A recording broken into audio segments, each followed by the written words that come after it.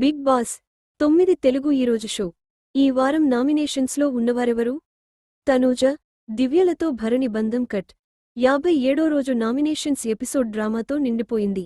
ఎప్పటిలాగే ఇంటి సభ్యులు ఒకరిని ఒకరు నామినేట్ చేసుకుంటూ మాటల తూటాలు పేల్చుకున్నారు. నామినేషన్స్ ఎపిసోడ్ డ్రామాతో నిండిపోయింది. ఎప్పటిలాగే ఇంటి సభ్యులు ఒకరిని ఒకరు నామినేట్ చేసుకుంటూ మాటల తూటాలు పేల్చుకున్నారు. ఈసారి బిగ్ బాస్ ఇచ్చిన టాస్క్ ఆసక్తికరంగా సాగింది.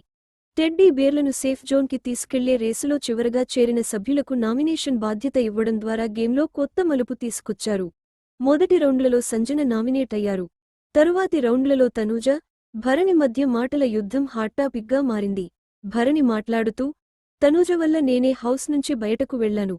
ఆమె ఒక్కసారి దీనికి తనూజ కూడా బలమైన కౌంటర్ ఇచ్చే వాతావరణం మరింత వేడెక్కించింది.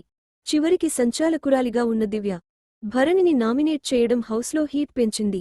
టాస్క్ ముగిసిన తర్వాత భరణి, తనూజ, దివ్యల దగ్గరికి వెళ్లి, ఇకపై నా గురించి మాట్లాడకండి. మీ గేమ్ మీరు ఆడుకోండి అంటూ తన బంధం పూర్తిగా ముగిసిందని స్పష్టంగా చెప్పేశాడు.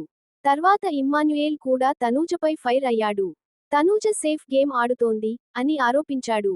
అయితే ఈసారి కూడా సంచాలకులు తనూజని నామినేట్ చేయలేదు.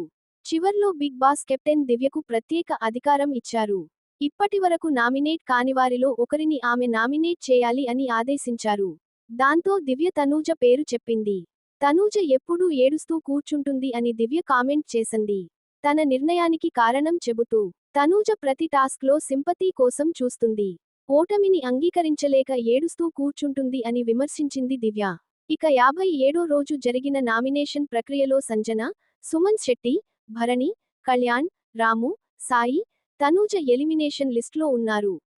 మొత్తంగా 57వ రోజు నామినేషన్స్ ఎపిసోడ్లో టాస్క్, గొడవలు, భావోద్వేగాలతో హౌస్లో హీటు పెరిగిపోయింది. ఇక వీక్షకుల ఓట్లు ఎవరి వైపునకు మొగ్గుతాయో చూడాలి.